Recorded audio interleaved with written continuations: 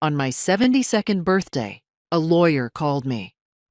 Your first husband from 1992 died and left you 88 million. My current husband was standing next to me and heard every word. I nodded and hung up. What he did the next morning? Good day, dear listeners. It's Clara again. I'm glad you're here with me. Please like this video and listen to my story till the end and let me know which city you're listening from. That way I can see how far my story has traveled. My name is Margaret Calloway, and I turned 72 on a Tuesday in October. Not a milestone birthday. 70 was the milestone, the one with the party and the grandchildren flying in from Portland and Denver. 72 was supposed to be quiet. A dinner at home, Donald's pot roast, maybe a glass of the Bordeaux we'd been saving. That was the plan. Donald and I had been married for 11 years. We met at a grief support group. His wife had passed from cancer, my second husband from a sudden heart attack. And what started as two tired people sharing bad coffee in a church basement became, over time, something I had genuinely learned to trust. He was methodical, careful with money, a retired civil engineer from Columbus who clipped coupons and kept a spreadsheet for household expenses. Romantic? No, but solid. I had believed in solid. We lived in the house I owned outright in Westerville, Ohio, a 4-bedroom colonial I'd bought with my own savings after my second divorce, long before Donald ever entered the picture. I want that detail to be perfectly clear because it matters enormously to everything that followed. The first warning sign came about 6 months before my birthday. I noticed it the way you notice a draft. Not all at once, but gradually, until you can't ignore it anymore. Donald had started asking questions about my finances. Not aggressively, not obviously. He'd slipped them into ordinary conversation. Did you ever sort out that old IRA your accountant mentioned? And, you should really think about updating your will, Margaret. At our age, it's irresponsible not to. His tone was always reasonable. That was the thing. The tone was always so completely reasonable. Then, in August, I found a browser tab he'd left open on the shared laptop. It was a legal forum thread with a title that made my stomach drop. Spousal Rights to Inheritance Received During Marriage, Ohio Law. I closed it without saying anything. I told myself there was an innocent explanation. I told myself a lot of things that summer that I no longer believe. His daughter Cheryl had also become more present. Cheryl was 44, twice divorced herself, living in a rental in Dayton with what I understood to be significant credit card debt. She started calling her father every Sunday, which was new, and twice she drove up unannounced for dinner. Each time, she was warm to me in a way that felt performed. The kind of warm that puts its arm around your shoulder and quietly checks the label on your coat. I didn't connect all of this into a single picture. Not yet. People are slow to see what they don't want to see. I was no different. And then came my birthday. We were standing in the kitchen after dinner. Donald was rinsing the plates and I was wiping down the counter. The Bordeaux was open. The kitchen smelled like rosemary and wood smoke from the fireplace in the next room. And for a moment, just a moment, I thought, this is fine. This is a good life. My phone rang, an Ohio area code I didn't recognize. The man on the other end introduced himself as Gerald Fitch, an attorney in Cincinnati. He spoke in the measured, almost apologetic tone that lawyers use when delivering unexpected news. He said he was handling the estate of Robert Harmon, my first husband, Robert, from a marriage that had lasted 4 years in the early 1990s and ended without bitterness. Just two young people who had wanted different things. Robert, he said, had died 3 weeks earlier of a stroke. He had never remarried. He had built a commercial real estate business in Cincinnati over 30 years, and he had left me $88 million. I stood completely still. The dishwater was still running. I was aware of every sound in that kitchen. The creak of the floorboard under Donald's left foot, the tick of the clock above the stove, the faint hiss of the fire. I said, I understand. Thank you for calling, Mr. Fitch. I'll be in touch. I hung up. I turned back to the counter and kept wiping it down. Donald turned off the faucet. He dried his hands slowly on the dish towel. He did not look at me directly. He looked at the middle distance, the way people do when they are reorganizing their thoughts very quickly. "Good news?" he said. "Old friend," I said. "Passing on." He nodded. He folded the dish towel. He said he was going to watch the news and left the room. I stood in the kitchen alone for a long time after that. The Bordeaux sat on the counter, barely touched. Outside, the October wind moved through the oak tree in the backyard. That great old tree that had been there since before I bought the house. Before any of this. Before any of them. I had heard every word of that conversation, and so had he. I knew it. He knew I knew it. And in that moment, everything I thought I understood about my life shifted, quietly and completely, like furniture rearranged in the dark. I didn't sleep that night. I lay on my side of the bed, listening to Donald breathe, that slow, even rhythm that used to comfort me. And I thought about Robert Harmon. I thought about who he had been at 26. That serious young man who read architectural history for fun and made French press coffee at 6 a.m. I thought about how we had parted.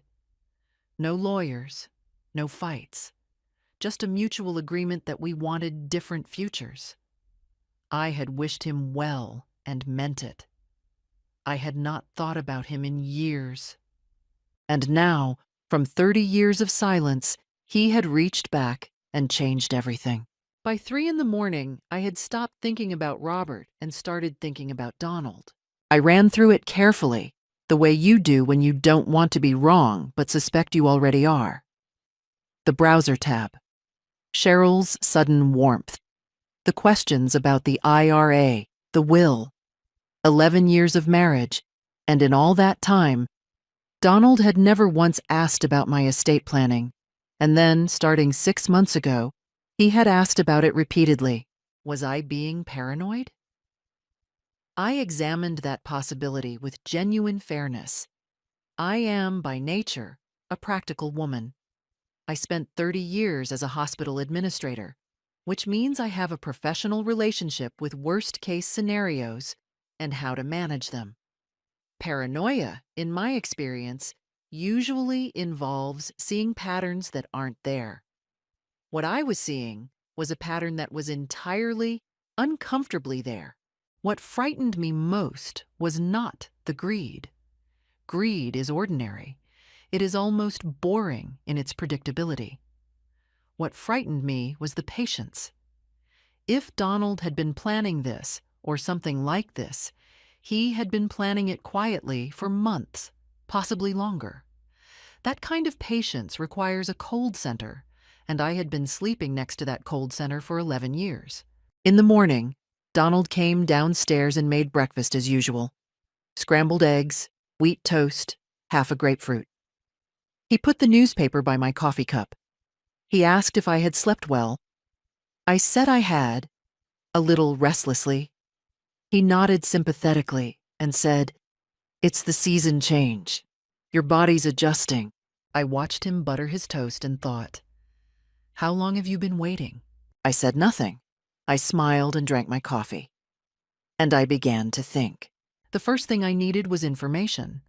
Specifically, I needed to understand exactly what my legal exposure was, what rights a spouse had, under Ohio law, to an inheritance received during a marriage. I needed to know this before I spoke to Gerald Fitch again, and before I made a single visible move. I could not use the shared computer. I drove to the public library in Westerville that afternoon, telling Donald I had a hair appointment. I sat at a library terminal for 2 hours and read everything I could find about Ohio inheritance law, marital property, and spousal rights. What I found was both reassuring and clarifying. In Ohio, an inheritance received by one spouse, even during a marriage, is generally considered separate property, not marital property, provided it is kept separate and not commingled with joint accounts. The word commingled lodged itself in my brain. If I deposited $88 million into a joint account, or used it to pay for shared expenses, or even mixed it with funds that Donald had access to, the lines could blur. In a divorce proceeding, a skilled attorney could argue. And Donald, I now understood, had almost certainly been reading about exactly this. That afternoon, I called my daughter Claire from my cell phone while sitting in the library parking lot. Claire is 43 and lives in Columbus, 20 minutes from me. She is not the type to panic. I told her I had received some unexpected news about an inheritance and that I needed her help with something, but that I couldn't explain everything yet.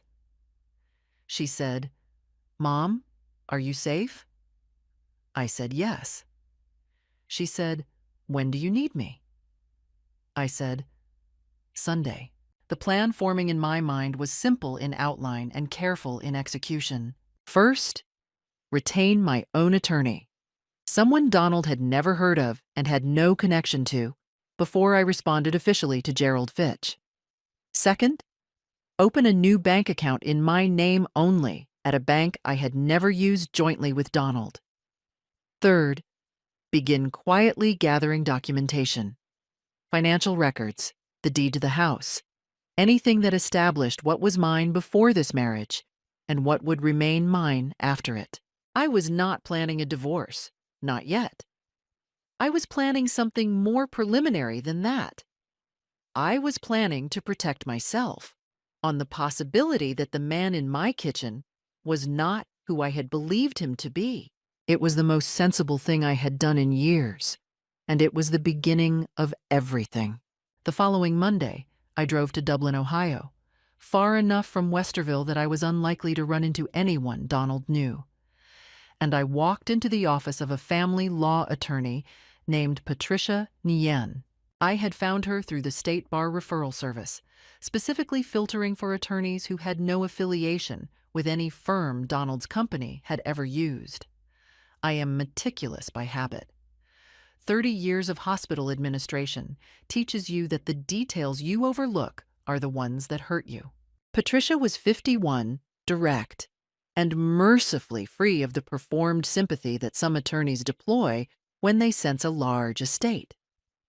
She listened to me for 40 minutes without interrupting. When I finished, she asked 2 questions. The first was, "Is the inheritance documented in writing from the estate's attorney?" The second was, "Has your husband indicated explicitly or implicitly that he is aware of the inheritance?" I answered yes to both. She told me what I needed to hear, which was not necessarily what I wanted to hear. The inheritance, as an Ohio separate property asset, was protectable, but only if I acted carefully and promptly. She recommended the same steps I had already identified: a separate account, no commingling, documentation of all premarital assets. She also recommended something I hadn't considered: a quiet review of any changes Donald might have made to any joint financial instruments in the past 6 months.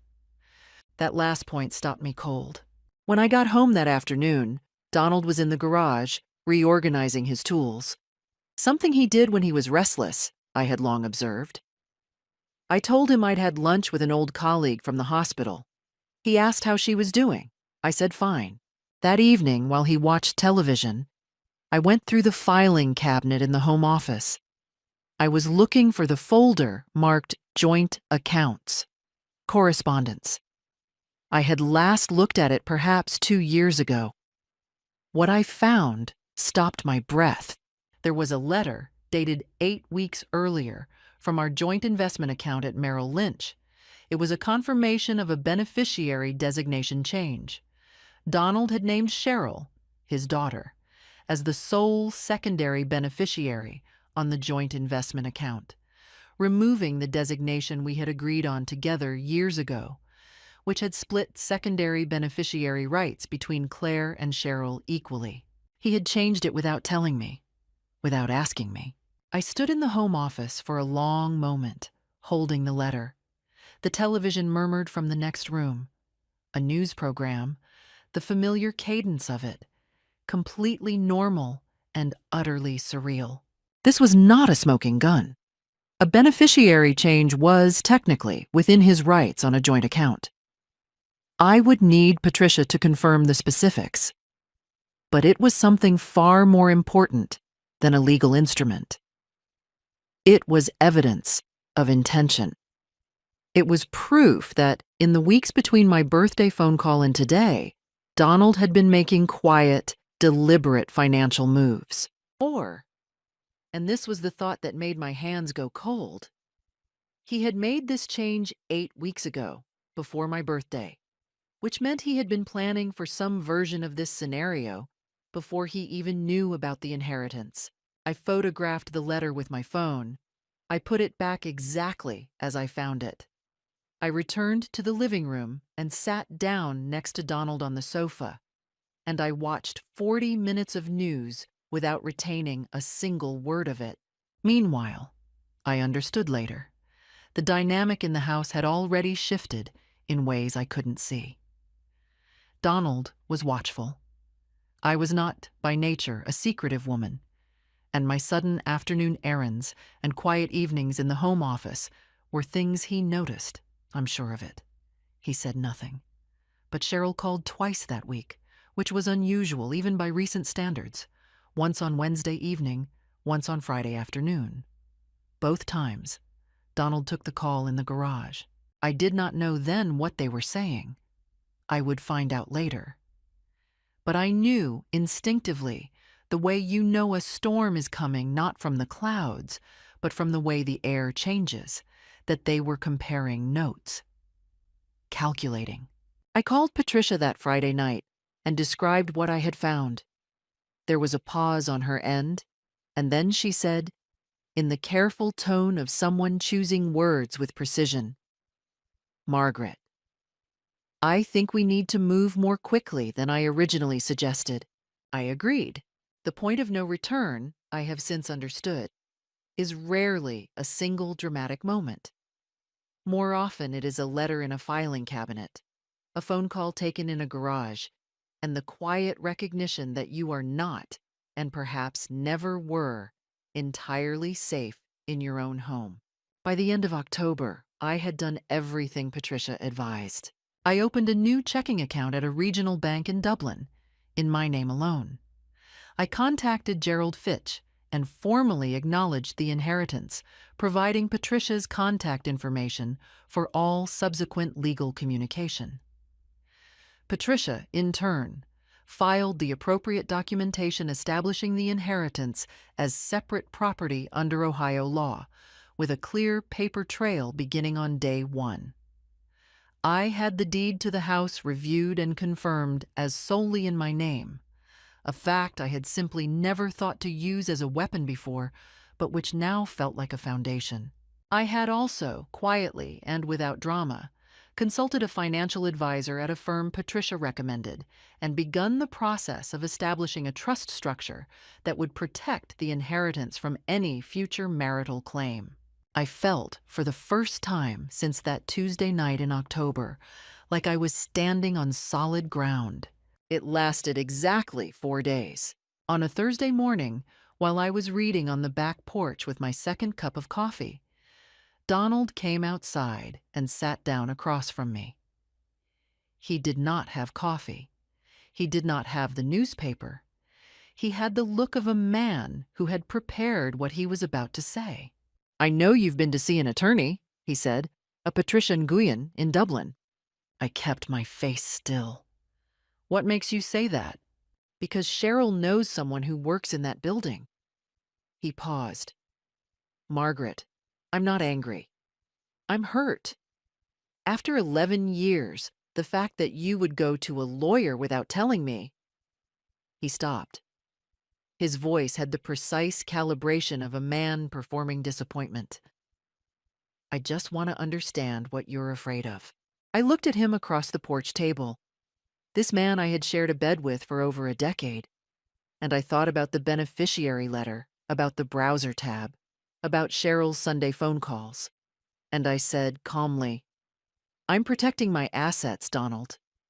That seems reasonable." His face changed then, just slightly. The performed hurt fell away, replaced by something harder. "That money," he said, "came into this marriage. What comes into a marriage belongs to the marriage. I'd suggest you speak to a different attorney before you do something you'll regret." "Are you threatening me?" I asked.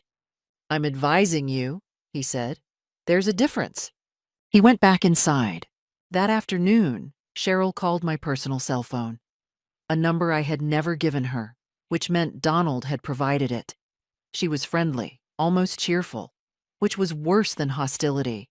She said she hoped there was no misunderstanding, that she and her father both cared about me deeply, and that she hoped I'd spoken to my doctor recently about stress management. "Sometimes, at a certain age," she said, with an almost imperceptible pause, "people make decisions that don't serve them well." It was, I recognized, a soft threat, the implication that I might be confused, perhaps not fully competent. I had spent 30 years in hospital administration. I knew exactly what that implication was designed to do. "Cheryl," I said, "I appreciate your concern. I'll be in touch." I hung up. I called Patricia from my car in the library parking lot. I had taken to using that location as a private phone booth, and told her what had happened. She was not surprised. She told me to document both conversations with dates and exact wording while they were fresh. She also told me something that steadied me. They're worried. People who are confident don't threaten. They warn you because they're losing. That helped, but it didn't make the drive home any easier. What they had done was show their hand, and the hand was uglier than I'd wanted to believe. I gave myself the weekend. I drove to Claire's house in Columbus on Saturday morning, told her everything, and sat at her kitchen table while she made soup and didn't cry, which I was grateful for. I needed steadiness, not sympathy. Claire provided it. I stayed 2 nights, and I slept, for the first time in weeks, without lying awake cataloging risks. By Sunday evening, I was back in Westerville, in my house, in the kitchen that smelled like wood smoke. Donald and I ate dinner in near silence. He asked if I'd had a good visit with Claire. I said I had. I was not afraid of him anymore. I was, in some way I could not fully articulate, grateful for what he had done. Because threatening someone who already suspects you is not strategy. It is confirmation. November in Westerville is the color of pewter. The oak tree in the backyard had given up its last leaves, and the neighborhood settled into that quiet that comes when the year starts folding inward. I had always liked November. It suited a certain kind of thinking. Donald had, since Thursday's confrontation, adopted a new strategy. He was being kind, not the ordinary, habitual kindness of a long marriage, the reflexive courtesies that you stop noticing, but a deliberate, curated kindness. He brought me coffee in the morning without my asking. He suggested we have dinner at Rigsby's Kitchen, which had been a favorite of mine years ago, and which we hadn't visited in at least 2 years. He mentioned, gently, that he'd been thinking about a trip to Portugal. Something we've always talked about. He was, in the language of what I now understood this situation to be, making an offer. The offer was, stand down, return to what we were. Let this go. I will be good to you. I found it interesting. Not tempting. Interesting. There is a difference, and the difference matters. I understood what he was doing, and I understood why it wouldn't work. Because the beneficiary change predated the inheritance. Whatever version of me Donald was now performing kindness for, he had been quietly arranging things before he even knew there was $88 million at stake. That meant this was not opportunism triggered by the phone call. This was something older and more deliberate. A man who changes a beneficiary designation and reads about spousal inheritance rights is a man who has been calculating his position for some time. I accepted the dinner at Rigsby's. I ordered the duck. I was pleasant, present, and gave him nothing. On the drive home, he reached across and put his hand over mine on the armrest. I let him. I looked out the passenger window at the dark streets of Columbus and thought about how strange it is, how genuinely strange, to sit beside someone who no longer exists for you in the way they once did. Cheryl, for her part, had gone quiet. No calls that week, no unannounced visits. I had the distinct feeling of being observed from a distance, the way wildlife researchers watch from a blind, present, patient, waiting to see what the subject does next. I did the following. I reached out to a woman named Dolores Whitman, Dr. Dolores Whitman, who had been my closest colleague for 14 years at the hospital and who had retired 2 years before I did. Dolores was 70, sharp as a tack, and had navigated her own divorce from a man with complicated finances in her 50s. I called her and, over 2 long phone calls, told her everything. Dolores did not say, "I'm so sorry," or "How could he?" She said, "All right, what do you need?" That was why I had called her. What I needed, it turned out, was a witness. Not in any legal sense. I had Patricia for that. I needed someone who would remember that I was clear-minded, deliberate, and in full possession of my faculties. I needed someone who could, if it ever became necessary, testify to my character and my competence. Cheryl's comment about decisions that don't serve people well had stayed with me. It was too specific to be casual. The possibility that they might try to challenge my competence, to paint me as a confused old woman making poor decisions, was one I needed to foreclose. I also called my doctor, James Keller, and made an appointment for a full checkup, including a brief cognitive screening. This was something I had done regularly for years, but this time I specifically asked that it be documented thoroughly. James, who had known me for 15 years, raised an eyebrow and asked if everything was all right. I told him I just wanted a thorough record. He nodded, and I could see he understood more than I'd said. Building a record. That was what November was, in the end. A quiet month of building a record. Donald watched. Brought coffee. Suggested Portugal. Waited. I was courteous, measured, and, beneath all of it, moved by the clarity that comes when you stop being afraid of losing something you've already lost. My marriage, whatever it had been, was over. I didn't grieve it exactly. I grieved the idea of it. The version of Donald I had believed in for 11 years. That man, I understood now, had either never existed or had been carefully maintained for purposes I was only now beginning to fully see. What I had in exchange for that grief was something I hadn't expected. I had myself, completely, without apology. That, it turned out, was enough. They came on a Saturday. I was in the kitchen making tea when I heard Donald's car in the driveway, followed by a second car, Cheryl's. I had not been told she was coming. I stood at the counter and took a slow breath. Then I put on water for a second cup.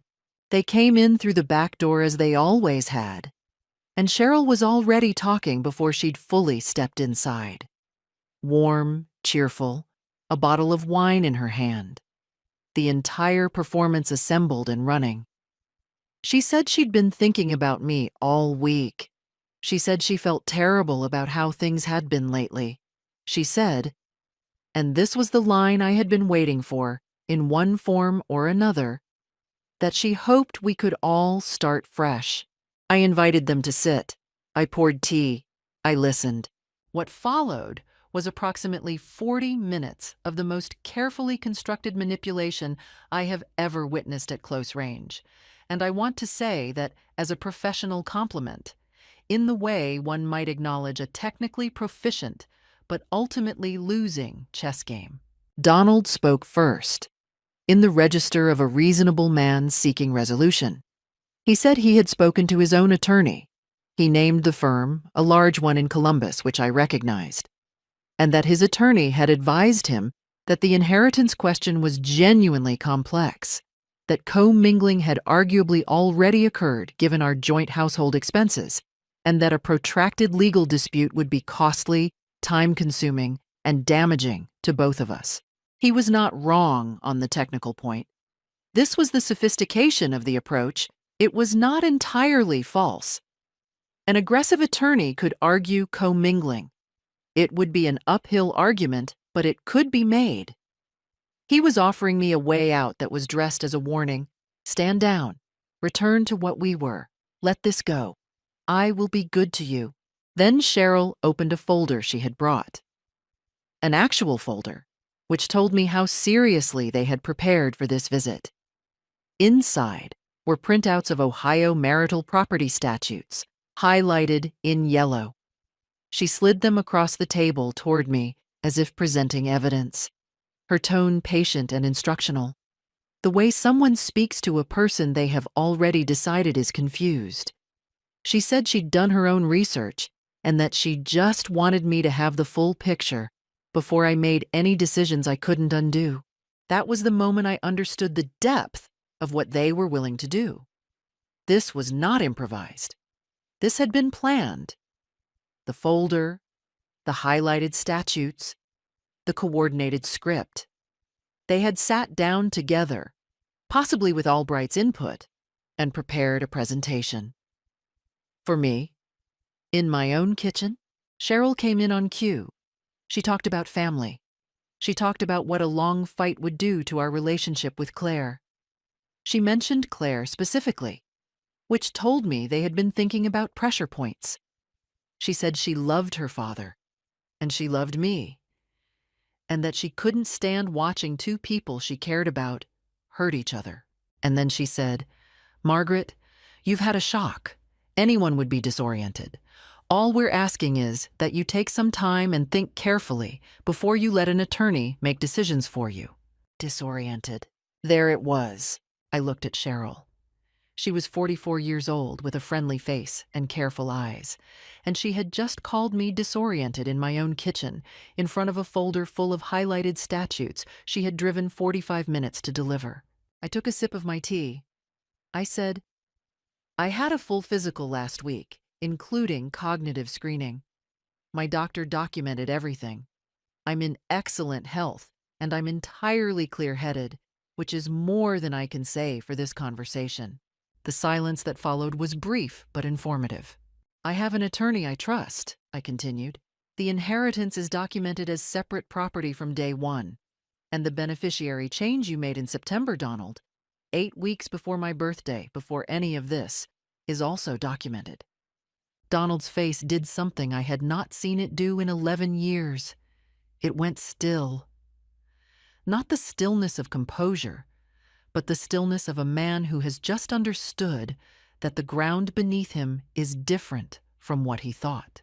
"I think what you're both hoping," I said, "is that I'm frightened enough to settle for something I don't owe you. I understand why you thought that might work, but I want you to know, clearly and without any ambiguity, that it won't." Cheryl set down her wine glass. The warmth had gone out of her face completely. What was left was something narrow and cool, and I recognized it for what it was. Not anger, exactly, but recalculation. She was already thinking about the next move. "You're making a mistake," Donald said. "That's the second time you've told me that," I said. "It hasn't become more convincing." They left. Not loudly. There were no raised voices, no doors slammed. Which was, in its way, more unsettling than shouting would have been. They simply gathered themselves and went. And I heard 2 car doors and 2 engines, and then the street was quiet again, the way it always was on a November Saturday in Westerville, when the neighbors were inside and the sky was the color of old pewter. I stood in the kitchen for a long time after that. I will not pretend I wasn't frightened. I was. Not of them, precisely. I did not believe Donald was a violent man. I was frightened of the machinery they were willing to set in motion: attorneys, arguments, the slow grind of contested proceedings, the possibility of being painted in court documents as an elderly woman who had been manipulated by a predatory estate attorney. Fear is not irrational when the threat is real. But here is what I learned that Saturday. Fear, when you don't give it permission to stop you, has another use entirely. It sharpens you. It reminds you what is at stake. I let myself feel it fully. The cold weight of it, sitting in my chest like a stone. And then I picked up my phone and called Patricia. "They came," I said. I held the line. "Good," she said. "Now let's finish this." The decisive scene did not look the way I had imagined it. I had half expected a courtroom, the formal theater of it, the gavels and objections. What it actually looked like was a conference room on the 14th floor of a building in downtown Columbus in early December, with snow falling outside the windows and bad coffee in paper cups on a long table. Patricia had requested a 4-way meeting: herself and me, Donald and his attorney, a man named Greg Albright, who had the look of someone who charged $400 an hour and wanted you to know it. He wore a tie pin.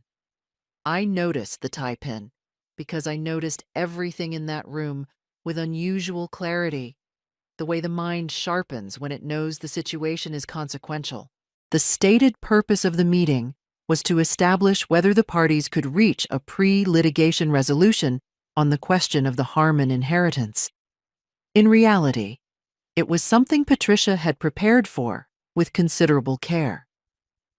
She had spent the preceding 3 weeks building a file, and I had helped her build it, spending evenings at my kitchen table going through records, cross-referencing dates, writing out timelines with the methodical attention to detail that 30 years of hospital administration had made second nature to me. Donald arrived with Albright, and for the first 20 minutes, the conversation proceeded as these conversations do: formal, cautious, each attorney feeling out the other's position. Albright laid out the commingling argument in the polished language of someone who had made it before. Patricia listened, took notes, and waited. Then she opened her folder. The first document she presented was the beneficiary change notification, dated September 14th. A full 6 weeks before my birthday. 6 weeks before the phone call that Donald had overheard in the kitchen. She asked Albright to confirm the date. He looked at it and said that a beneficiary change was entirely routine. "Certainly," Patricia said pleasantly.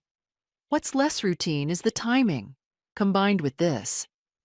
She placed a second document on the table, a printout of the browser history from the shared home laptop, which I had photographed on my phone in late October. The Open Legal Forum tab, spousal rights to inheritance received during marriage, Ohio law, was dated, time-stamped, and clearly attributed to the household's shared account. This was accessed in August, Patricia noted, 2 months before the inheritance was announced. Albright looked at Donald. Donald looked at the table. "What this suggests," Patricia continued, "is that Mr. Calloway was researching his potential spousal claims to an anticipated inheritance before that inheritance existed in this household's knowledge, which raises a question about what information he may have had and from what source." There was a pause. Outside the window, the snow was coming down steadily over Columbus, blurring the edges of buildings, muffling the city into a kind of white quiet. In the conference room, no one moved. I watched Donald, across the table.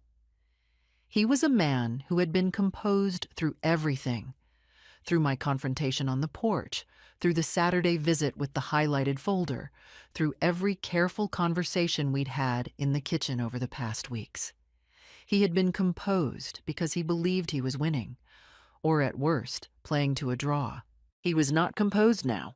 That's speculative, Albright said, but his voice had lost its $400 an hour certainty. It's documented, Patricia said. Then she placed the third item on the table. I had not known she was going to include this one. She had told me she would hold it as a last resort and had decided to use it. It was a copy of an email from a probate paralegal at Gerald Fitch's office, obtained with Fitch's full cooperation after Patricia had quietly raised the question of whether there had been a leak. The email, sent to an address that had been traced to Cheryl's apartment in Dayton, contained a summary of the inheritance proceedings. It had been sent 11 days before my birthday, 11 days before Gerald Fitch called me. Someone in Fitch's office had told Cheryl. Cheryl had told Donald, and Donald had changed the beneficiary designation.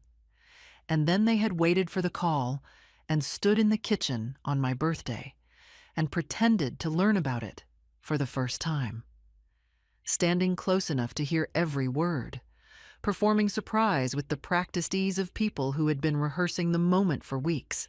Donald said quietly, "That's not," and stopped. "Mr. Calloway," Patricia said, in a tone I will remember for the rest of my life, "I don't think you want to finish that sentence." He didn't. Albright asked for a recess. They stepped into the hallway. Through the glass partition, I could see them speaking in low, tense exchanges. Albright's hands moving in the contained gestures of a man delivering unwelcome assessments. Donald standing with his arms at his sides in the posture of someone who has stopped arguing and started absorbing. The composed, patient man I had lived beside for 11 years had, in the span of 40 minutes, become someone I didn't recognize. Or perhaps I was finally seeing him correctly for the first time. I sat at the conference table and drank my bad coffee and looked out at the snow. I was not triumphant. I was not even particularly relieved, not yet. I was simply present, clear-eyed and still, in the way you are when something that has been moving for a long time finally comes to rest. They came back into the room 12 minutes later. Albright placed a single sheet of paper on the table. It was a draft settlement framework. It offered no claim on the Harmon inheritance. It proposed a structured and equitable dissolution of marital assets. It was, in the language of these things, a surrender. I looked at Patricia. She gave me the smallest of nods. I looked at Donald. He was looking at the table. Outside, the snow was still falling on Columbus. Somewhere in the city, in a building I would never see, the money that Robert Harmon had spent 30 years building waited, entirely mine, entirely untouched. The divorce was finalized in February. Patricia had warned me it would not be simple, and she was right.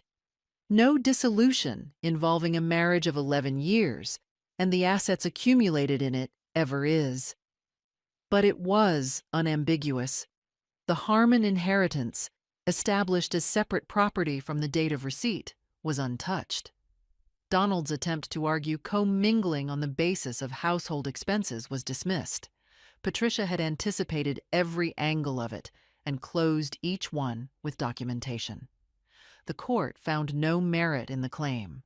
Greg Albright, Donald's attorney, attempted one final gambit in the weeks between the conference room and the finalization. He filed a motion suggesting that I had engaged in financial concealment by opening a separate bank account after the inheritance was received.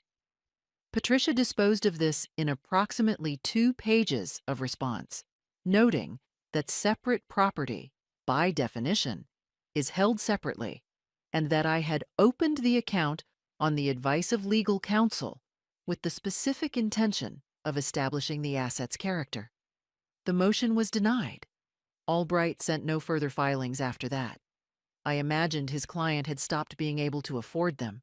Donald received what the marriage entitled him to: a fair division of the assets we had genuinely accumulated together. The joint investment account, the joint savings, a proportional settlement for his contribution to household expenses during our marriage. Nothing more. The beneficiary change he had made in September, the one that had first tipped me off, the one that had started all of this, was reversed by court order, and the account was restructured as part of the final settlement. Cheryl's name was removed from every document that bore it. Cheryl herself received nothing because Cheryl was never, legally speaking, a party to any of this. What she had been was a co-conspirator in a strategy that failed. The paralegal at Gerald Fitch's office who had leaked the inheritance information to her was terminated and faced a civil complaint from the estate. Fitch was appropriately mortified and cooperated fully. The leak had apparently been a favor done for a fee, the details of which I preferred not to dwell on. What mattered was that the trail had been documented thoroughly enough that no one in that arrangement could pretend it hadn't happened. On the last day of the proceedings, I signed the final documents in Patricia's office, in the same Dublin, Ohio building where I had first walked in 2 months earlier, with nothing but a photographed letter and a clear head. It was a gray February morning, the kind that feels provisional, like the city is waiting to decide what season it wants to be. Patricia shook my hand across her desk. She said, "You did everything right." I thanked her. I meant it more than she probably knew. I sat in my car in the parking lot for a few minutes before driving home. I did not feel the need to call anyone immediately or to mark the moment with anything ceremonial. What I felt was the specific, practical satisfaction of a thing completed, like the final item checked off a long list, the kind you've been carrying for so long you've stopped noticing the weight until the moment it's gone. I drove home through a February afternoon that was gray and cold and completely ordinary, and I sat in my kitchen, in my house, in the colonial I had bought with my own money long before any of this. And I made myself a cup of tea. I added honey, which I didn't usually do. It felt like the right occasion for honey. The oak tree in the backyard stood bare against the white sky. I had always liked that tree. I liked it more than ever now. It had been there before Donald, before Robert's money, before any of the fear and calculation and careful maneuvering of the past months. It would be there after all of it, too, going through its seasons without anyone's permission. There is a particular freedom that comes from a thing being finished. Not resolved, not healed, but finished. The marriage was over. The threat was neutralized. The money was mine, and the house was mine, and the life ahead of me was, for the first time in some years, mine in a way it had not fully been. I thought about Donald briefly, not with anger. Anger had been useful when I needed it, and I had no further use for it now. I thought about the man I had believed him to be for 11 years, and whether that man had ever existed. I had come to think that he had, partially. The grief support group had been genuine. The early years of the marriage had been genuine. Somewhere along the line, something had shifted. An opportunity perceived, an appetite discovered, a slow accumulation of a different kind of intention. People make calculations. It is ordinary and human to do so. What is less ordinary is to make those calculations with such patience and cold deliberateness for so long in the bed of someone who trusted you. I did not pity him. I simply moved on. What I did feel, strongly and without apology, was gratitude toward Robert Harmon. Not because of the money, though the money was real and its security was real. But because his final gift had arrived at precisely the moment I needed it to arrive, not as a windfall, but as a test of what I was made of whether I would see clearly, act carefully, and refuse to be managed. I had passed the test. I would be the first to admit I needed help to pass it. Patricia's counsel, Dolores' steadiness, Claire's soup, and 2 nights of solid sleep. Nobody does anything entirely alone. But the clarity, the decision to act from the very first morning, the refusal to be frightened into surrender, that had been my own. I called Gerald Fitch's office the following week and confirmed the formal acceptance of the inheritance. I had already, on Patricia's advice, established the trust structure. The money settled into it cleanly, completely separate, entirely protected. $88 million. Robert Harmon had built it quietly, over 30 years, the way he had done everything, carefully, without fanfare, one careful decision at a time. It seemed right that it should come to someone who would treat it the same way. I intended to. Spring came early that year. By mid-March, the oak tree had its first buds, and I had repainted the front porch, a soft sage green that I had been meaning to do for 2 years, and that Donald had, in his methodical way, always found reasons to postpone. I did it on a Tuesday afternoon with a brush and an old shirt and the radio on, and it was one of the happiest days I'd had in years. I am not a woman who needs grandiosity. I want to be clear about that. I did not buy a yacht or a second home in Tuscany, though Dolores suggested both with the cheerful extravagance of a woman who enjoys suggestions more than their execution. What I did, in the months following the divorce, was make a series of quiet, deliberate choices. The kind that don't photograph well, but that constitute an actual life. I established a charitable foundation in Robert's name, focused on affordable housing in Cincinnati, which had been his city and his business, and I discovered through Gerald Fitch, a cause he had quietly supported for years. The irony that his money, which had almost been taken from me in the service of other people's greed, would instead serve the purpose he'd intended for it, gave me a satisfaction I found difficult to put into words. I paid off Claire's mortgage. She cried. I told her not to be dramatic and then cried a little myself over the phone. I traveled. Not lavishly, not endlessly, but purposefully. I went to Portugal, which Donald had suggested as a bargaining chip, and which I now claimed for myself, walking the streets of Lisbon in October with Dolores, who was excellent company and a tremendous complainer about cobblestones, which made everything funnier. I went to New Mexico the following spring to see the desert in bloom, which I had wanted to do since I was 40 and had never gotten to.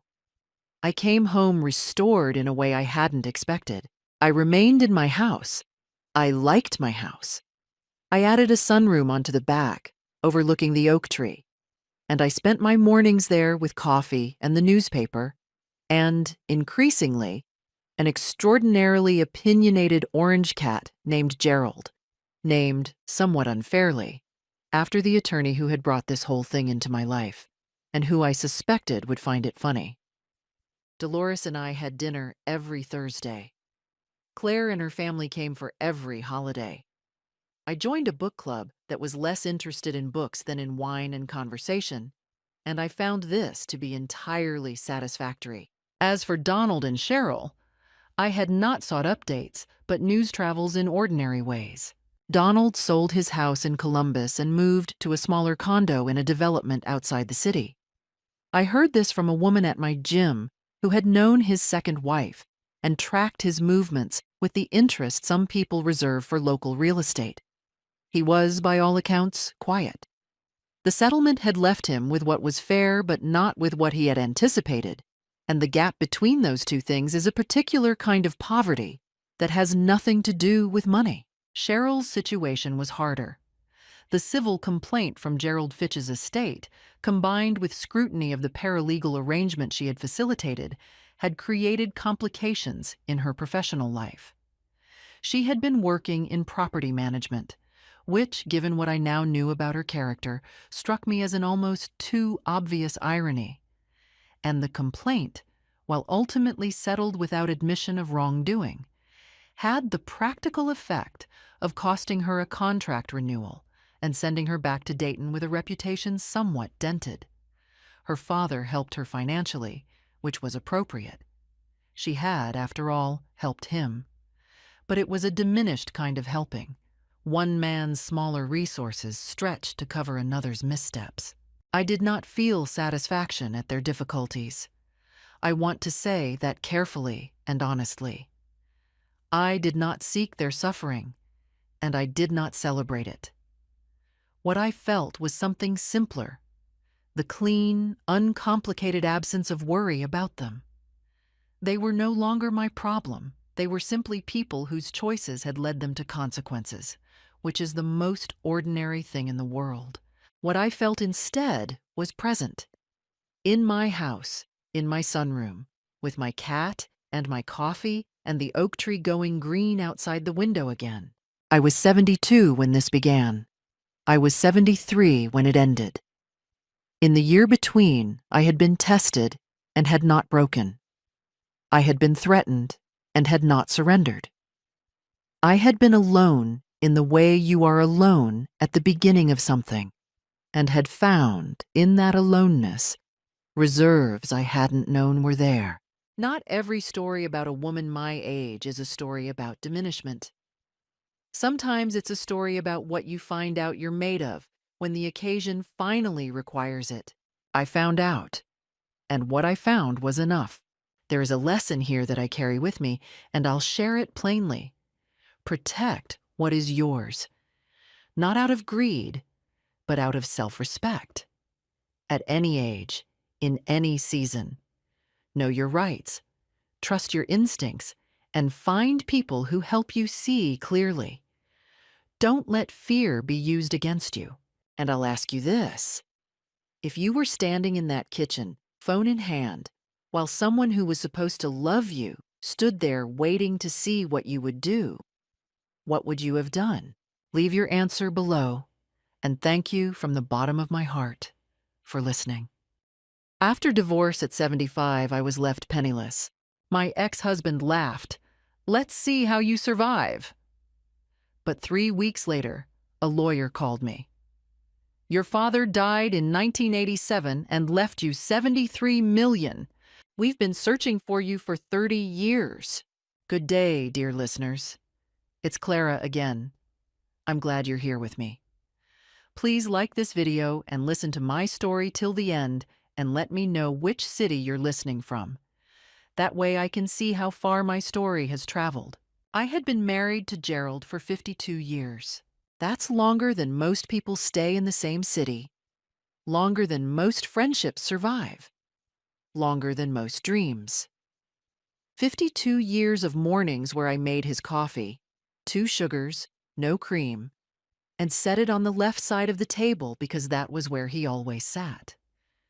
52 years of holidays, of arguments that ended by Tuesday, of children grown and gone, of grandchildren who called on birthdays.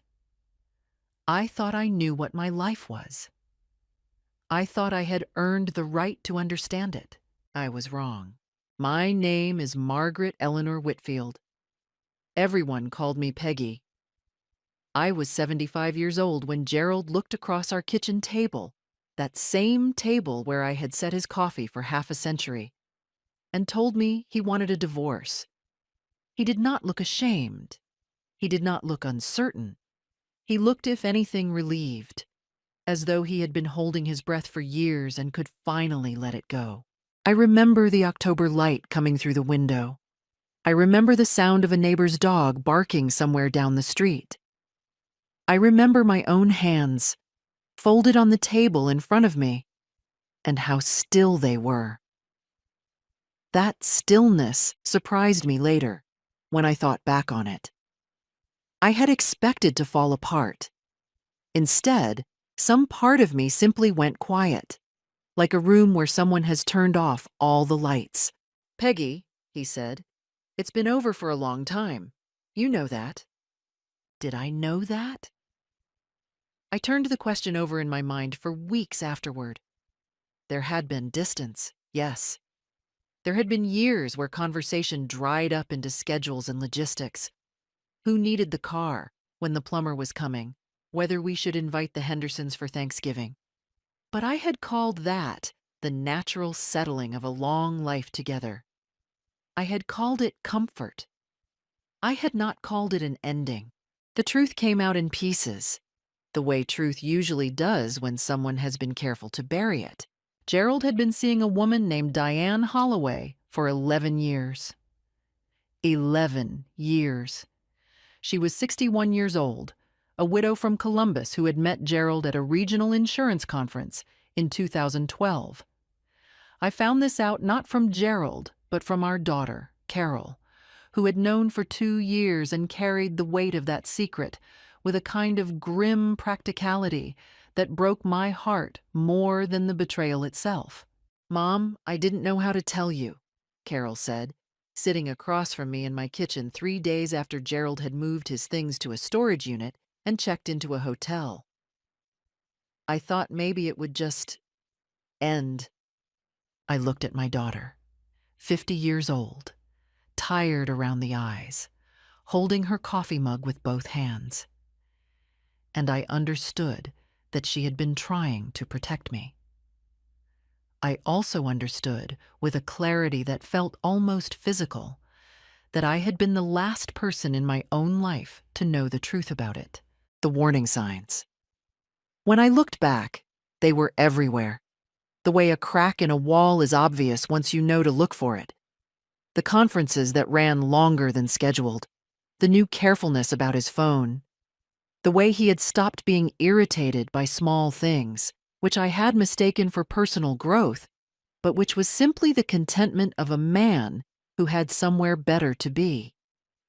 Even the way he had started buying new shirts, nicer ones, better colors, which I had thought was vanity, but which was, of course, something else entirely. What does a woman do when she realizes that the life she thought she was living was a set piece?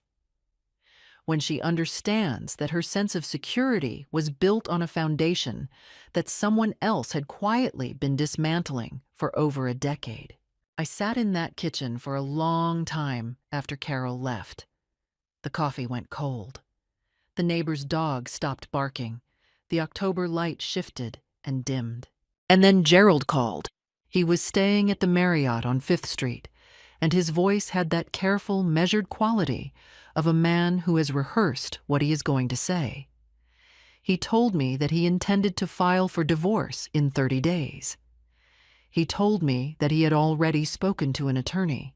He told me that the house would need to be sold to divide the equity, and that given my age and the modest state of our savings, I would need to think practically about my next steps. I said very little.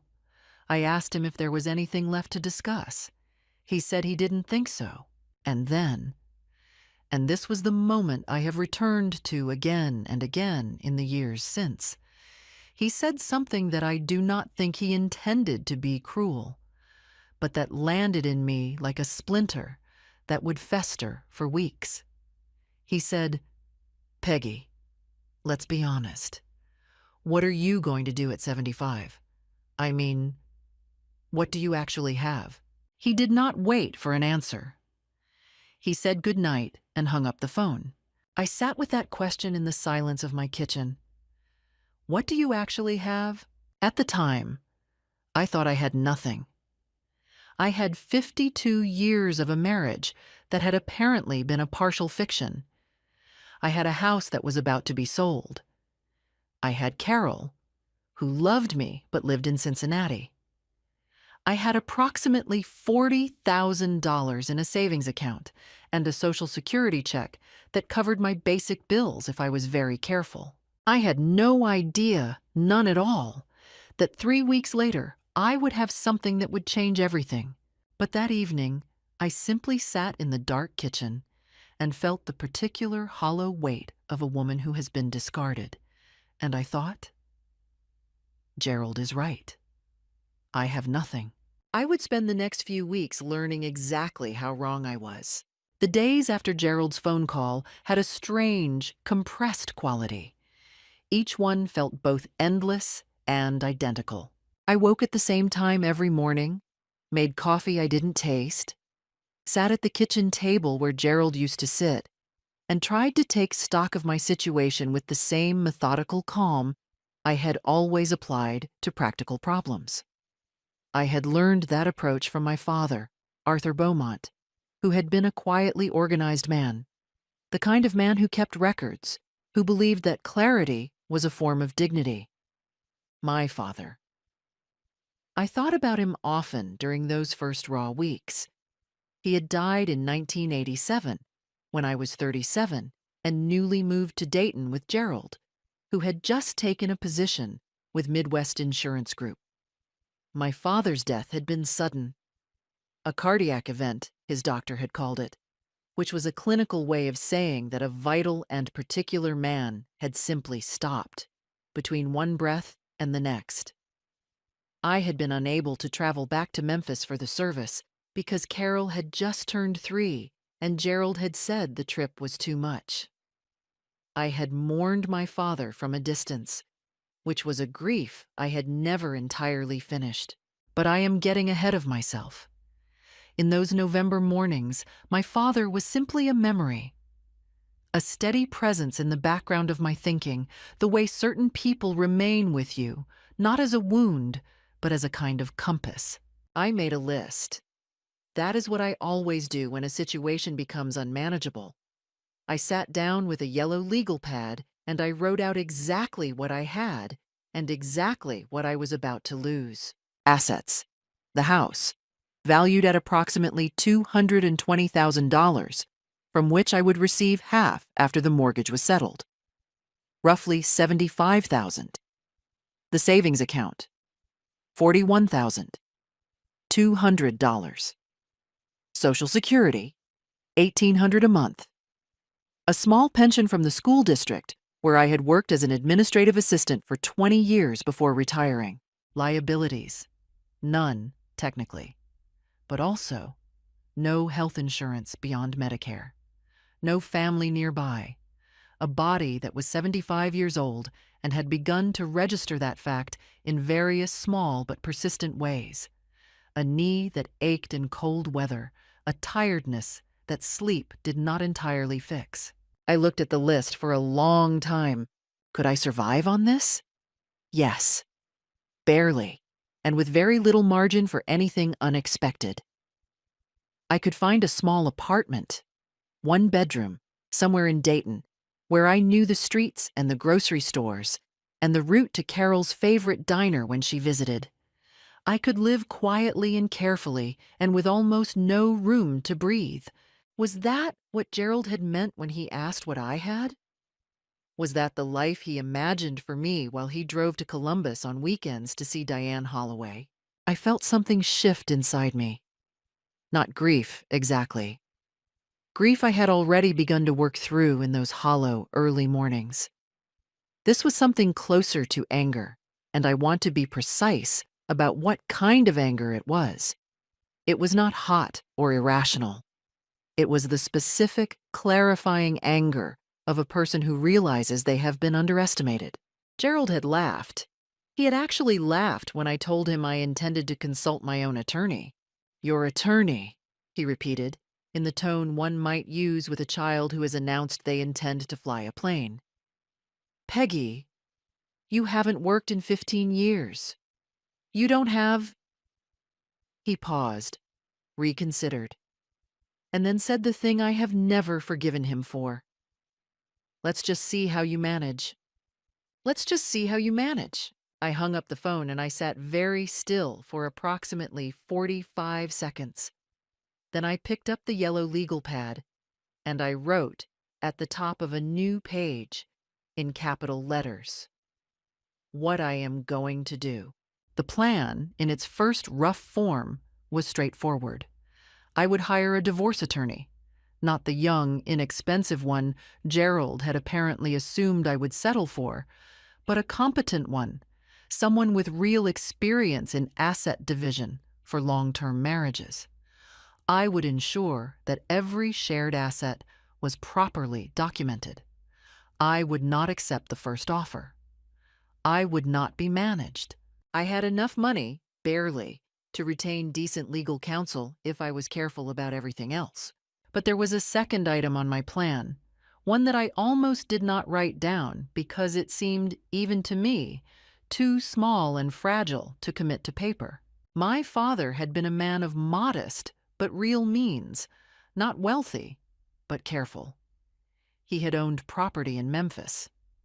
He had invested slowly and consistently over decades.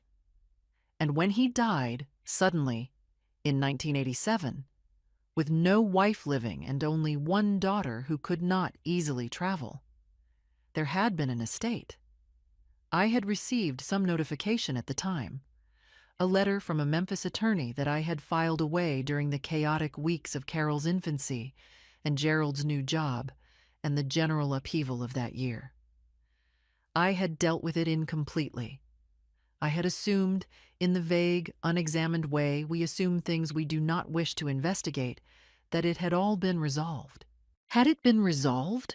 I went to the filing cabinet in the second bedroom, the room that had been Gerald's home office and was now simply a room full of his absence, and I began to look. I did not find the letter that day.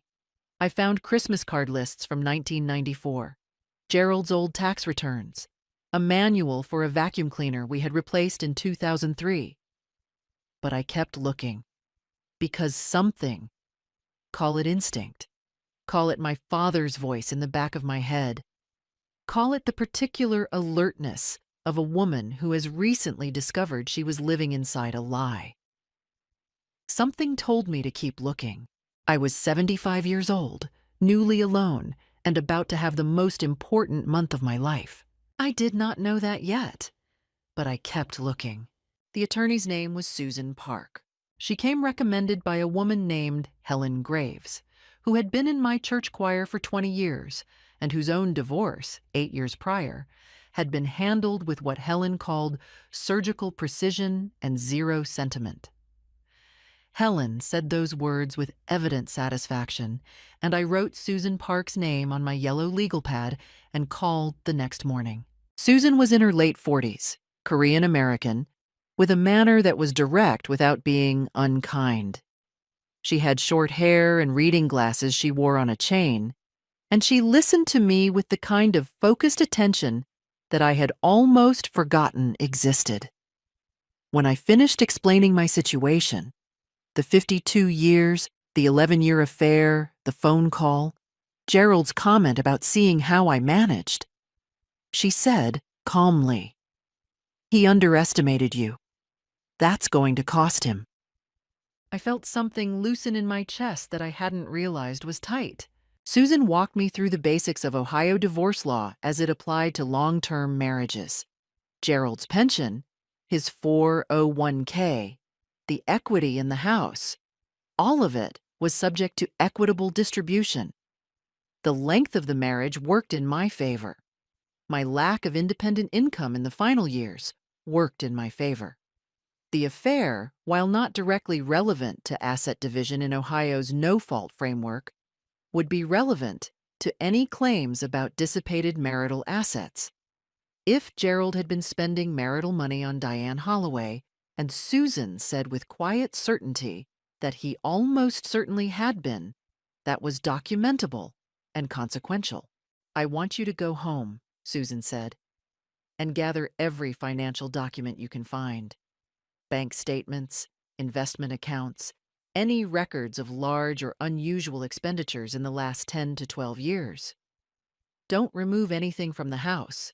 Just photograph everything." I nodded. I was already thinking about the filing cabinet.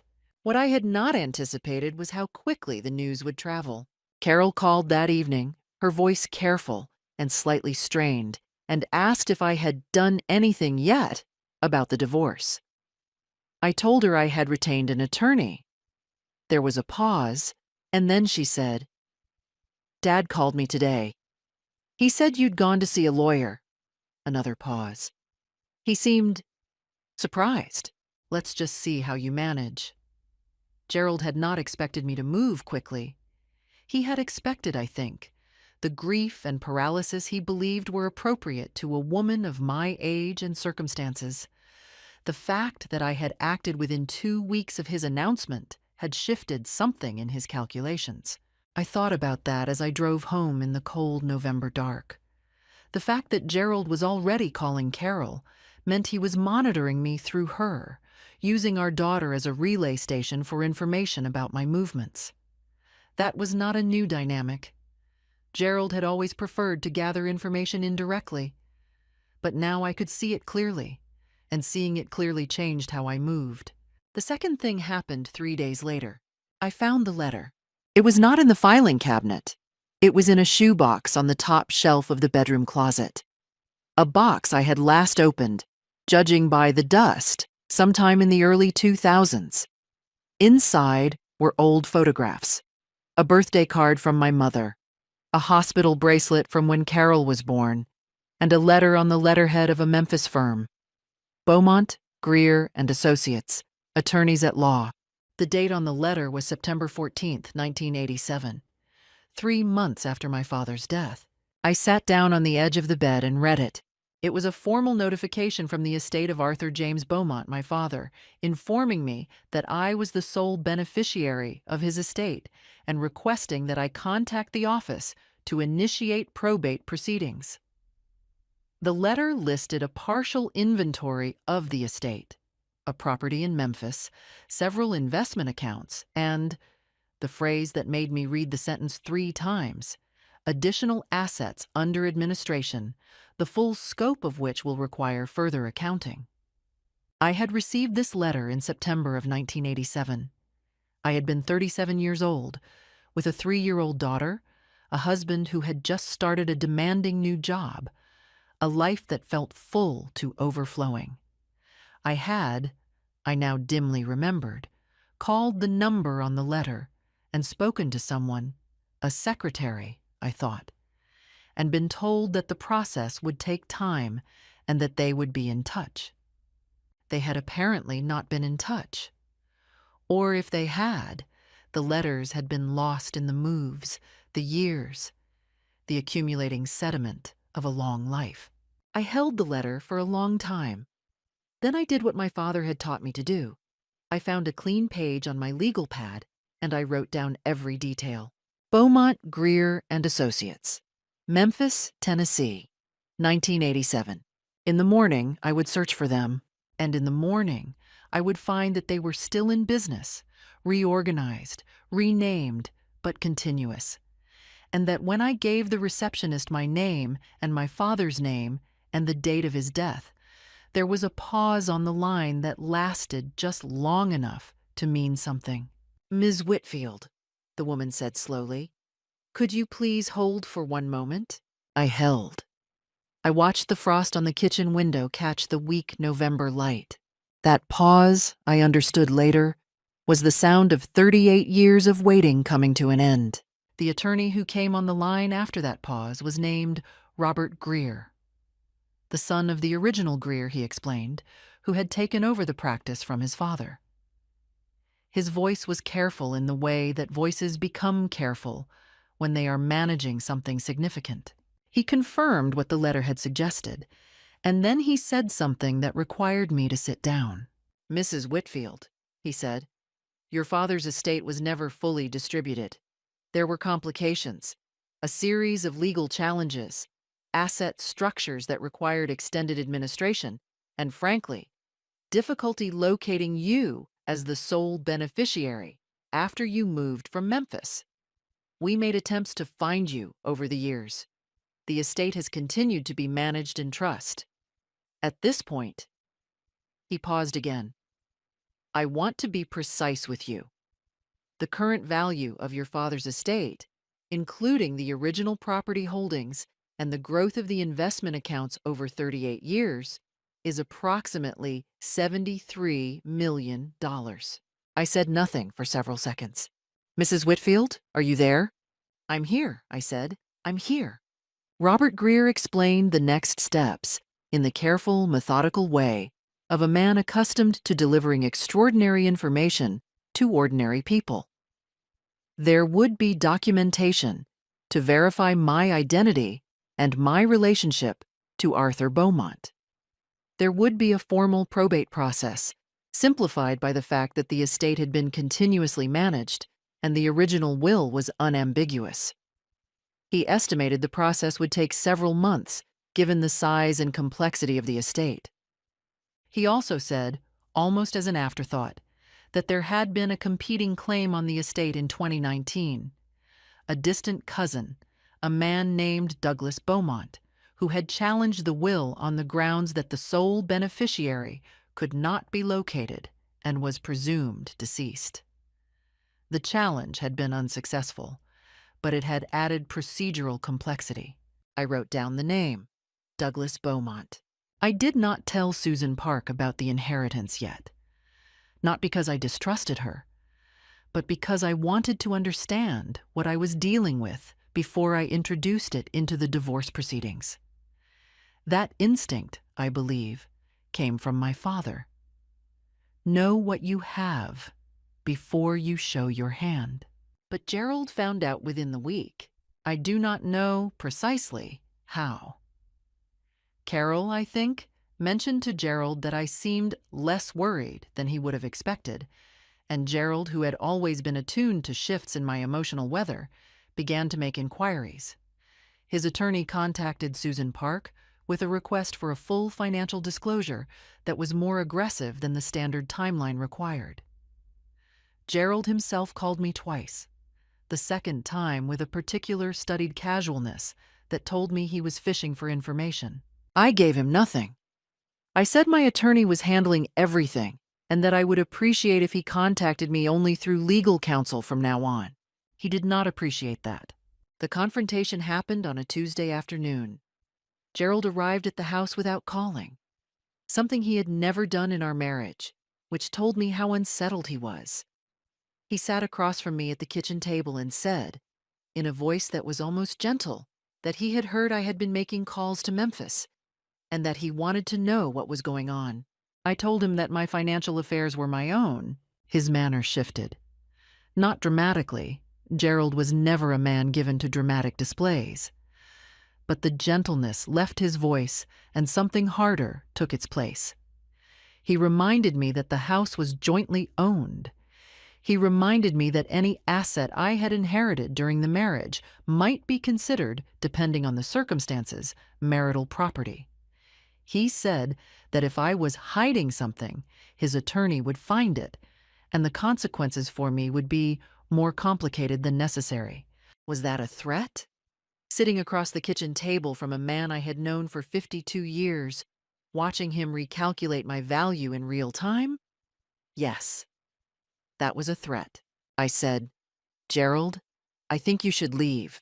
He left, but at the door he turned and said, Peggy, I know you. You're out of your depth. Don't make this harder on yourself. I closed the door. I stood in the hallway for a moment and noticed that my hands were completely steady. Then things escalated quickly.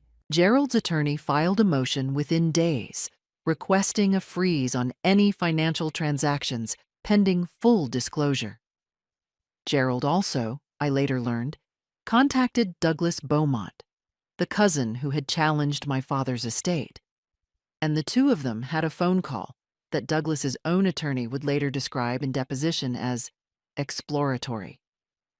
What they were exploring was whether a coordinated challenge to my claim on the Beaumont estate, combined with aggressive litigation in the divorce, could be used as leverage to force a settlement.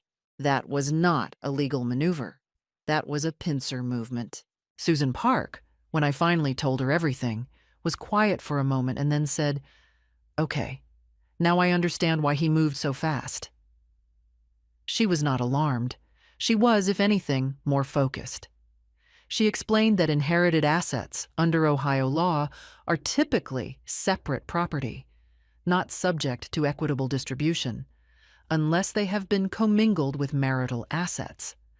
My father's estate had never been touched, never transferred, never in any way made part of Gerald's and my shared financial life.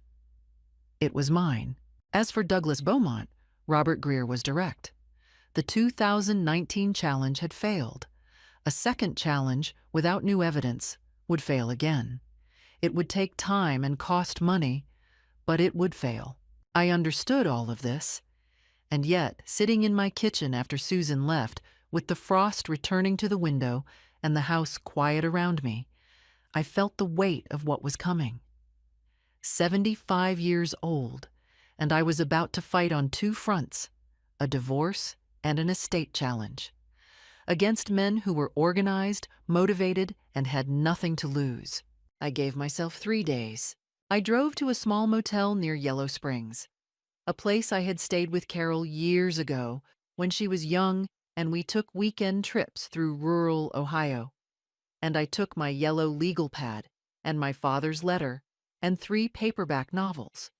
And I did not answer Gerald's calls or Douglas's attorney's letters or anyone else's demands for those 3 days. I walked along the creek path in the mornings. I ate soup and bread in the small diner on the main street. I slept 8 hours a night for the first time in weeks. And on the 3rd morning, I sat on the motel bed with my legal pad, and I wrote, quietly and precisely, everything I was going to do next. I felt for the first time since the kitchen table in October, like myself again. On the last morning at the motel, I received a phone call from a number I did not recognize. The man on the line identified himself as a representative of Gerald's interests, not his attorney, but someone Gerald had apparently asked to make an informal contact. The word informal did the heavy lifting in that sentence.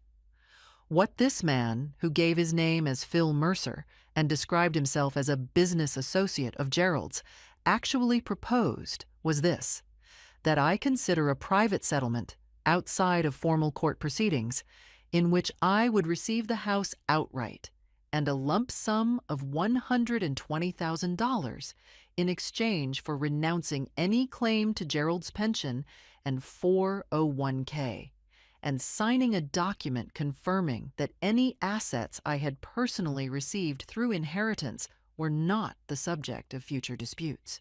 I sat on the edge of the motel bed in the thin November light, and I listened to all of this very carefully. Then I said, "Please tell Gerald to contact me through my attorney." Phil Mercer paused. Then, "Mrs. Whitfield, I want to be honest with you. The estate claim is going to be a long process, a very long process. Contested estates of this size can take 3 to 5 years to resolve, and the legal fees alone—" "Thank you," I said. "Please contact my attorney." I ended the call and I sat for a moment looking at the window, which framed a pale sky above the winter trees. Was I afraid? Yes. A settlement of $120,000 represented more financial security than I had expected a month ago. 3 to 5 years was a real timeline. I was 75 years old, but I also understood exactly what that phone call was. It was not a generous offer. It was a calculation. Gerald, and behind him, almost certainly, Douglas Beaumont, who had everything to gain if I abandoned the estate claim, had looked at my circumstances and decided that fear would be their best leverage. They believed that a 75-year-old woman, recently divorced, financially precarious, would be susceptible to the particular temptation of certainty. They were not entirely wrong about my circumstances, but they were entirely wrong about me. I packed my bag, paid my bill, and drove back to Dayton. On the way, I called Susan Park and told her about Phil Mercer's call. She asked me to write down everything I could remember and said she would look into whether the approach constituted any kind of improper contact. Then I called Robert Greer in Memphis and briefed him as well. He confirmed that Douglas Beaumont had retained new counsel and was, in his words, assembling a position. He said it calmly. the way a chess player describes an opponent's opening. Back in Dayton, I understood that the next phase would be different from the first. The first phase had been shock, and then the gathering of evidence, and then the initial legal moves. This phase would be patience. Gerald and Douglas would watch and wait, believing that time and financial pressure were their allies. They would conserve their energy and trust that my resources would erode. What they did not know was that I had people. This realization came to me gradually over the Thanksgiving week that followed.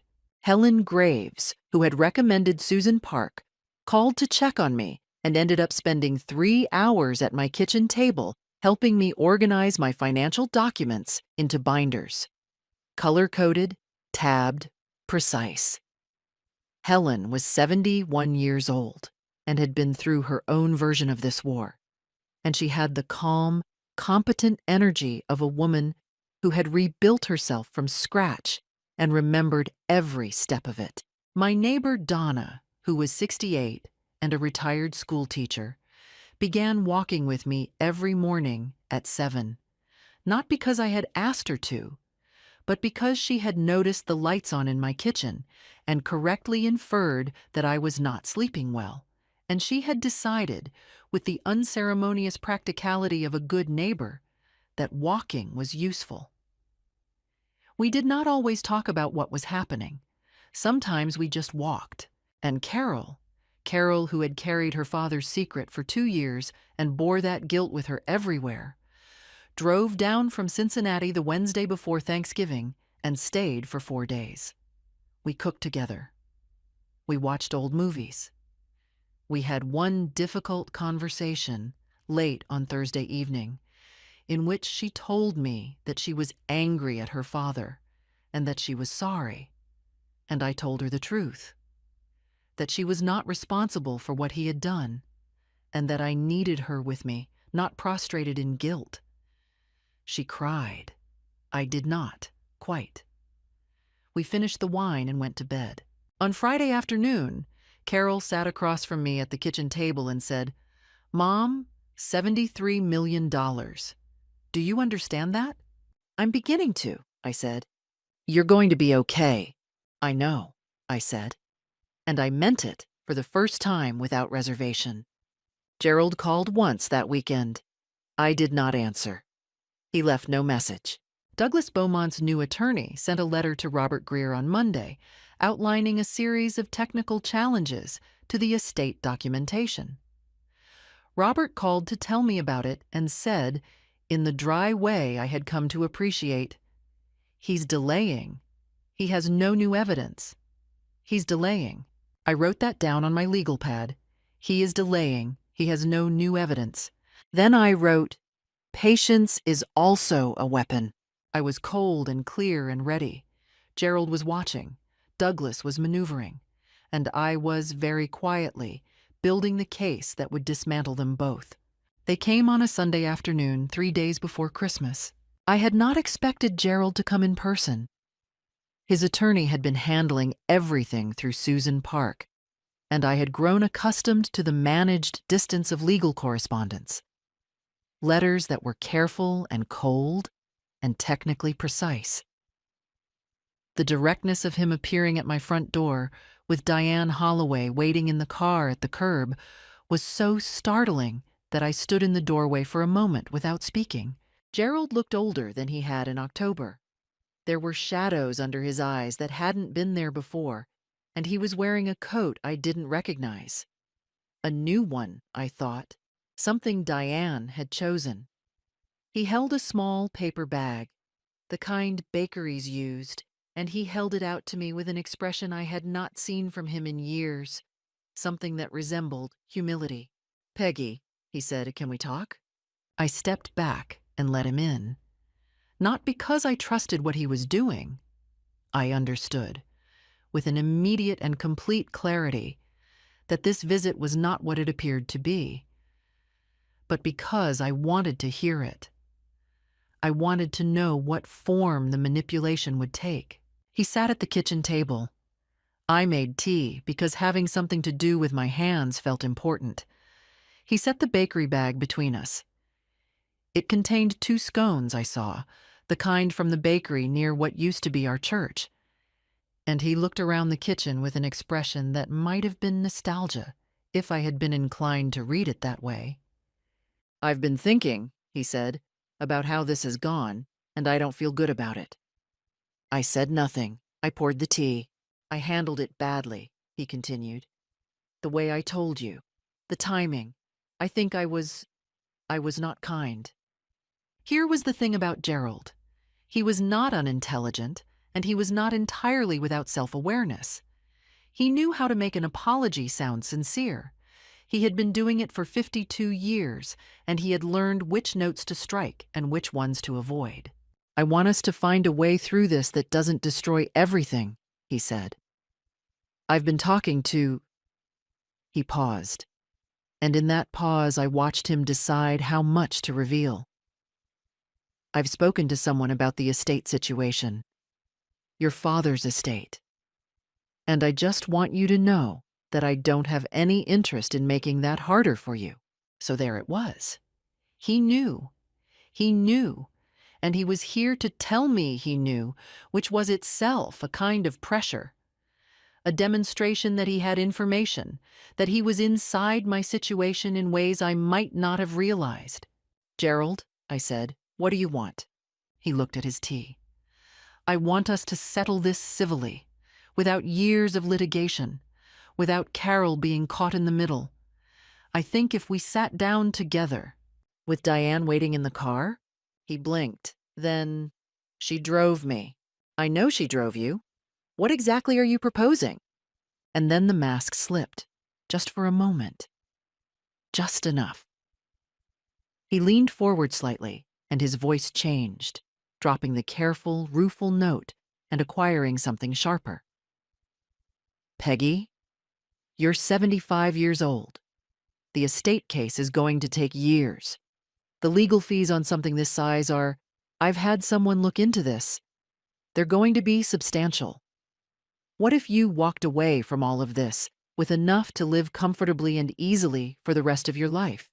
A real settlement, real money, and none of the—" "I have real money," I said. "I have my father's estate." "You have a claim," he said, "that you haven't proven yet." I set down my teacup. I looked at the man I had been married to for 52 years, and I felt, with absolute precision, what he was doing. He was not here to apologize. He was here to frighten me, wrapped in the performance of conciliation. He was here to make me feel the weight of uncertainty and time and my own age, to make me feel that a comfortable retreat was better than a difficult victory. He was here, in short, because he was afraid. "Gerald," I said, "I think you should finish your tea and go." Something moved across his face. "Peggy, I'm not settling. I'm not withdrawing any claim. I'm not signing anything that limits my rights to my father's estate. And if Douglas Beaumont has asked you to carry this message, you can tell him that my attorneys will be in contact with his." The name landed. I watched Gerald go very still. He had not known, until that moment, that I knew about the connection between him and Douglas. The slight widening of his eyes, the microsecond of recalibration. I had not imagined it. He stood up. He was not aggressive. Gerald was never physically aggressive. But the remnant of warmth in his manner evaporated entirely, and what replaced it was something colder. "You're making a mistake," he said. "I don't think I am." He left the scones on the table. He walked to the door, and at the door he paused in the same spot he had paused in October, and turned back to look at me. He was trying, I think, to find something to say that would restore his advantage, some final word that would leave me uncertain. He did not find it. He left. I stood in the kitchen and I listened to his car pull away from the curb. Then I sat down and I looked at the 2 scones in the bakery bag, and I thought, he came here with bakery scones and a prepared speech, and the assumption that I would be grateful for the attention. And then I felt it. a small current of genuine fear threading through the clarity. Because Gerald was not a foolish man, and if he had come in person, if he had tolerated the indignity of that performance, it meant that something in their position was under real pressure. That was reassuring, but it also meant they were growing more active, not less. I called Susan Park that evening and told her everything. She listened, asked 2 or 3 focused questions, and then said, "Good. You did exactly right. And Peggy, the fact that he came, that tells us something. We're winning." I wrote that down. We are winning. I believed it. And the fear, rather than weakening me, tightened my resolve to the consistency of iron. The deposition took place on a Wednesday, 3 months after Gerald had appeared at my door with his bakery scones and his performance of regret. It had taken that long because Gerald's attorney had filed 2 motions to delay, both of which the court had denied. Douglas Beaumont's attorney, operating in the Memphis probate court simultaneously, had made 3 separate procedural challenges to the estate documentation, all of which Robert Greer had answered with what he described as patient, systematic refutation. The strategy on their side was transparently dilatory. Every delay cost me legal fees. Every additional month was a month in which they hoped my resolve or my resources might crack. Neither cracked. The conference room at Susan's office was spare and well lit, with a long table and chairs and a court reporter at one end with her equipment. Gerald arrived with his attorney, a man named Craig Whitmore, who was in his 50s and had the practiced authority of someone who had sat at many such tables. Douglas Beaumont did not attend. He was present by phone, his voice occasionally audible through a speaker at one end of the table, his attorney's eyes occasionally moving to the phone in a way that told me they had discussed strategy in advance. I sat across the table from Gerald. He looked, I thought, genuinely tired. Not the theatrical tiredness of October, not the performance of October's bakery visit, but the real tiredness of a man who had been managing a complicated situation for months and had discovered that it was not resolving the way he had planned. Diane Holloway was not present. She had never been present in any of the formal proceedings, which I took as evidence that Gerald had at least enough remaining judgment to keep her out of this particular room. Susan Park sat beside me with a folder of documents, very still and entirely calm. The deposition began with Gerald. Susan asked her questions with the unhurried precision I had come to rely on. Each question placing one more weight on a scale that had been tipping, slowly but consistently, against Gerald for months. The financial records were the architecture of the case. Gerald's 401k statements showing an account balance that had grown substantially during the years of the affair.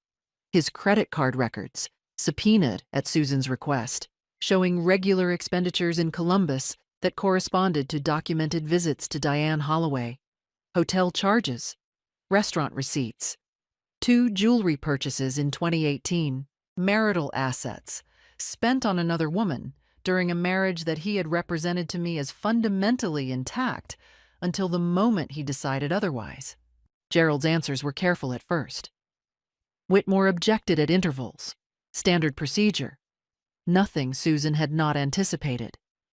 But as the questions moved deeper into the financial timeline, I watched something happen that I had not expected. Gerald began to lose the thread. Not dramatically, not in the way it happens in films, where a witness breaks down under pressure. It was subtler than that. He started to give answers that didn't quite align with previous answers. He corrected himself twice. He said, "I don't recall 11 times in 40 minutes, which Susan noted aloud with a quiet precision that made Whitmore shift in his chair. Then Susan introduced the communication records. She had subpoenaed Gerald's email records as part of discovery, a request that Whitmore had challenged and lost. Among those records was a thread between Gerald and Douglas Beaumont, a thread that began, significantly, in November, shortly after I had retained Robert Greer, and that documented, in Gerald's own words, a coordinated strategy. If the estate claim could be contested long enough to exhaust my resources, and if the divorce settlement could be structured to limit my access to interim funds, I would be in a position where accepting a reduced settlement was not a choice, but a necessity. "She doesn't have the stamina for a long fight," Gerald had written in an email dated November 23rd. "We just have to make it long enough." Susan read that sentence aloud. She did not comment on it. She simply read it. I looked at Gerald across the table. I want to be precise about what I felt in that moment. I did not feel triumph. Not yet. I felt something more like sorrow, the particular sorrow of confirmation, of having a suspicion ratified in full. He had never believed I could do this.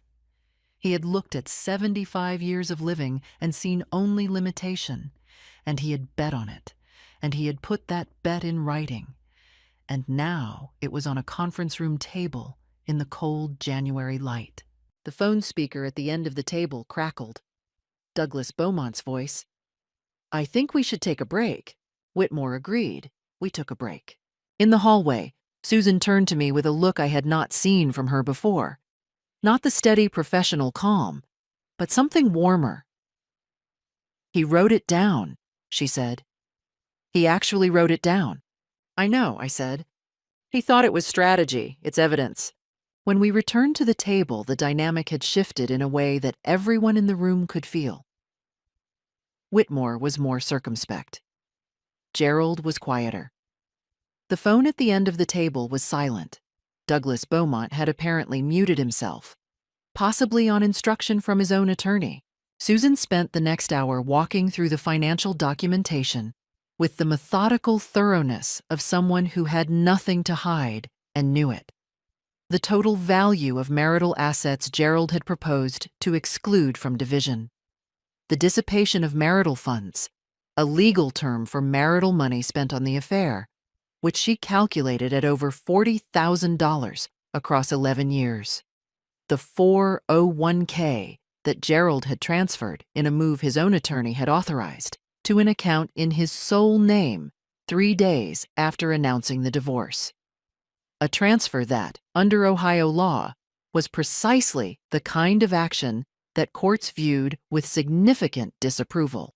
Gerald's composure, which had held for the first hour, was gone by the end. He was not loud.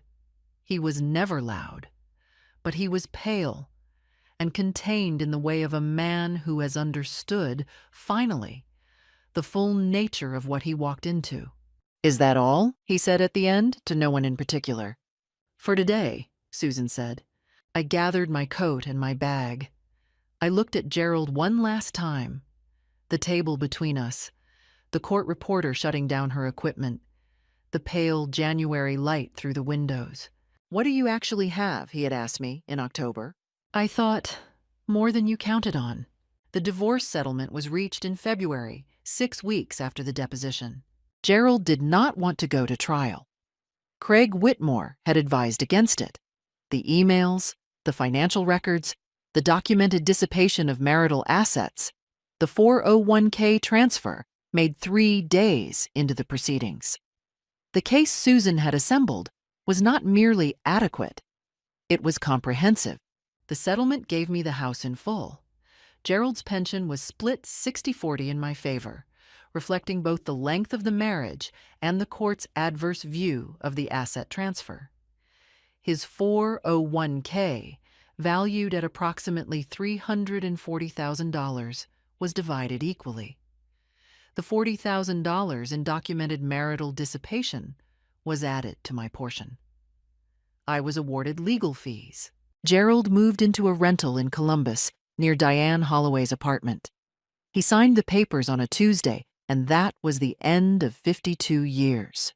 I did not feel what I had expected to feel. I had anticipated something dramatic, relief. vindication. What I felt was quieter, a settling, like a building that has been under stress for months and finally finds its footing. I sat in the kitchen, drank coffee, looked out at the winter yard and thought, it's done. The estate proceedings moved quickly after that. Douglas Beaumont's position, already purely technical, collapsed entirely without Gerald's litigation as ongoing pressure. Robert Greer filed the final documentation in March. I flew to Memphis for the first time in nearly 40 years.